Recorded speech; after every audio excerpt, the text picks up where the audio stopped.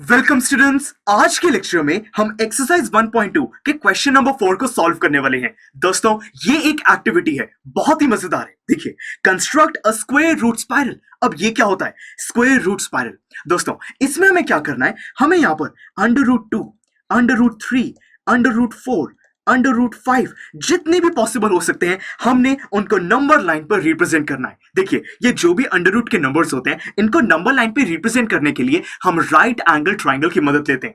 याद कीजिए, हम क्या करते हैं कि एक राइट एंगल ट्राइंगल, जैसे कि ये, हम ऐसे ट्राइंगल में डिसाइड करते हैं कि ये बेस और ये जो हमारा परपेंडिकुलर है ये क्या होगा, और फिर इसी के हिसाब से अपने हाइपोटेन्यूज की एक अंडर रूट में वैल्यू को डिराइव करते हैं और उसको फिर हम अपनी नंबर लाइन पे लोकेट करते हैं। जैसे कि ये √2 है, मैं इस अंडर रूट को यहां पे लिख सकता हूं √1 + 1।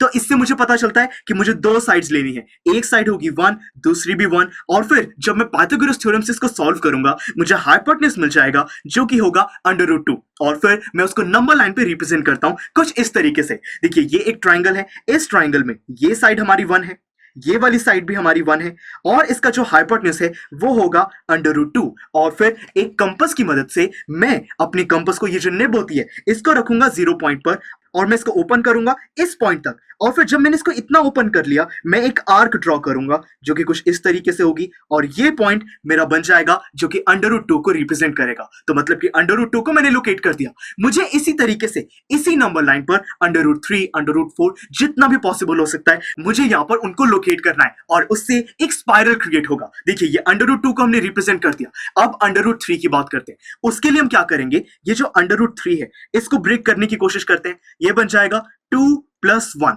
यानी कि एक ऐसा ट्राइंगल जिसकी एक साइड हो √2 और दूसरी साइड हो √1, यानी कि 1 के इक्वली होता है। तो हमें ऐसा एक ट्राइंगल कंसिडर करना है। तो हम इसके ऊपर ये ट्राइंगल कंसिडर करेंगे, बेस को कंसिडर करेंगे, ये वाला हमारा बेस, और फिर एक यहाँ पे 90 डिग्री पे परपेंडिकुलर ड्रॉ करेंगे। ये बन जाएगा 90 डिग्री का एंगल, इसकी वैल्यू होगी 1, और फिर ये जो हाइपोटेन्यूज है इसकी वैल्यू हमें मिल जाएगी √3, जैसे कि मैंने यहाँ पे रिप्रेजेंट किया है। तो देखिए, अब ये जो हमारी वैल्यू है, ये एक इस ट्राइंगल का हाइपोटेन्यूज है जिसका ये राइट एंगल है, और ये रिप्रेजेंट करता है √3 को। और सिमिलरली मैं एक कंपास की मदद से अपने कंपास को इस 0 पॉइंट पे रखकर यहां तक खोलकर मैं इससे एक आर्क ड्रॉ कर सकता हूं, और वो आर्क कुछ इस तरीके से आएगी और यहां पर मेरे एक्सिस को कट करेगी, और ये है हमारा √3 पॉइंट। तो स्टूडेंट्स, इसी तरीके से अब मुझे √4 को कैलकुलेट करना है। √4 के लिए मैं यूज कर सकता हूं यहाँ पे 3 + 1, यानी कि एक साइड जो कि होगी √3 और दूसरी साइड जो कि होगी √1। तो हम इसी बेस को यूज करेंगे,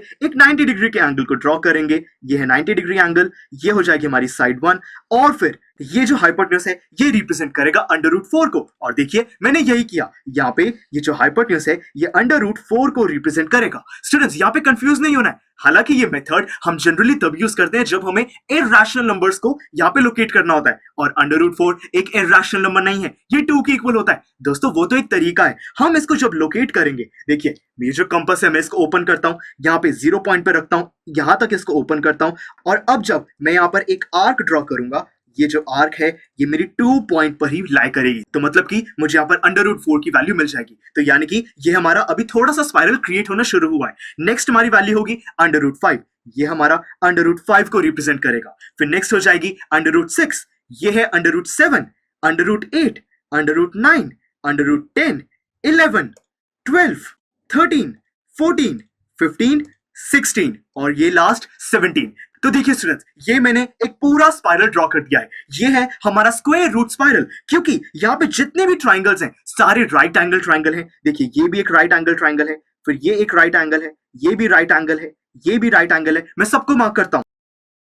देखिए, ये सारे हमारे राइट एंगल ट्राइंगल्स हैं, और इन ट्राइंगल्स में जो भी हाइपोटेन्यूज है वो सारी हमारी अंडर रूट की वैल्यूज को रिप्रेजेंट करता है। जैसे कि ये हमारा रिप्रेजेंट करता है √2 को, ये रिप्रेजेंट करता है √3 को, √4, ऐसे √5, 6, 7, 8, 9, 10, 11, 12, 13, 14, 15, 16 और फाइनली 17। ये स्पाइरल हमारा √17 तक ही क्रिएट हो पाता है। तो देखिए स्टूडेंट्स, कितनी इजीली हमने ये स्क्वायर रूट स्पाइरल ड्रॉ किया, और ये बहुत ही मजेदार प्रोसेस है। तो दोस्तों इस पूरे प्रोसेस से हमें एक बात तो क्लियर हो चुकी है कि हम अपने इरैशनल नंबर्स को यहाँ पे नंबर लाइन पर रिप्रेजेंट कर सकते हैं, परंतु रैशनल नंबर्स ऐसे नंबर्स जो कि न्यूमरेटर और डिनोमिनेटर की फॉर्म में होते हैं, जैसे कि कोई भी नंबर ले लेते हैं 7 डिवाइडेड बाई 3। अब ये एक रैशनल नंबर है, ये दोनों इंटीजर्स हैं और जो 3 है वो 0 के इक्वल भी नहीं है, ये एक रैशनल नंबर है। अब 7/3 को मैं नंबर लाइन पे कैसे लोकेट करूं? कर तो सकते हैं क्योंकि सारे रियल नंबर्स को नंबर लाइन पे लोकेट किया जा सकता है। तो दोस्तों ये कैसे किया जाएगा? डेसिमल एक्सपेंशन से, और उसी को हम नेक्स्ट लेक्चर में सीखेंगे। तो चलिए दोस्तों मिलते हैं अगले लेक्चर में। आई एम श्योर स्टूडेंट्स, आपको ये लेक्चर काफी पसंद आया होगा और ऐसे ही मजेदार तरीके से अपने हर एक कॉन्सेप्ट क्लियर करने के लिए डाउनलोड कीजिए PU Stack ऐप को, जहां पर आपके पास और भी बहुत सारे ऑप्शंस होंगे, जैसे कि back exercise solutions, tip videos, sample papers and much more. So what are you waiting for? Download the app now.